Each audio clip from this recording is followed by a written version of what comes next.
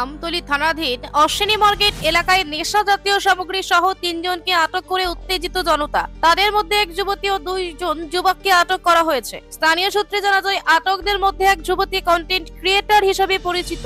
অভিযোগ, নেশার সামগ্রী সহ ঘোরাফেরা করতে দেখে স্থানীয় লোকজন তাদের আটকে রাখে।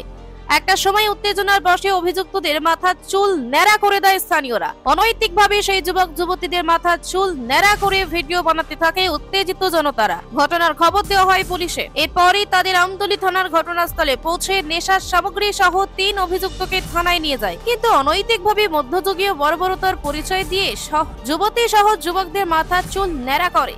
এই ঘটনার পরিপ্রেক্ষিতে আমতলী থানার পুলিশ একজনকে আটক করতে সক্ষম হয় এবং আজ তাকে কোর্টে তোলা হবে বলে জানান আমতলী থানার ওসি পরিতোষ দাস। দুপুর অনুমান 1টার সময় তন্ময় মালাকার, মাসুম মিয়া এবং মধুরিমা দেবনাথ 3 জন আপনার আফানিয়াতে গিয়েছিল দেবাশিস দেবের বাড়িতে। তারপর তাদেরকে চুল সন্দেহ করে তাদেরকে মারধর করে এবং তাদের চুল কেটে ফেলে দেয়। পরবর্তী সময় এই বিষয়ে মধুরিমা দেবনাথ আমাদের কাছে একটা রিটেন কমপ্লেন করে এবং এই কমপ্লেনের বেসিসে আমরা একটা কেস রেজিস্টার করি এবং এই কেসে আমরা যে বাড়ির মালিক দেবাশিস দেখে আমরা অ্যারেস্ট করি এবং আজকে তাকে পুলিশ রিমান্ডে আদালতে আমরা প্রেরণ করবো। তার সঙ্গে একটা রেখে ছিল এগুলো বিষয়গুলি জানার জন্য।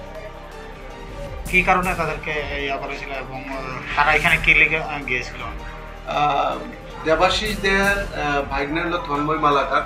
তন্ময় মালাকারের পরিচিত বাকি যে 2 জন মাসুম মিয়া এবং মধুরিমা দেবনাথ, তারা 2 জন এই সুবাদে তাদের বাড়িতে গিয়েছিল এবং তাদেরকে চুল সন্দেহ করে তাদেরকে মারধর করা হয় এবং তাদের চুল কেটে দেওয়া হয়।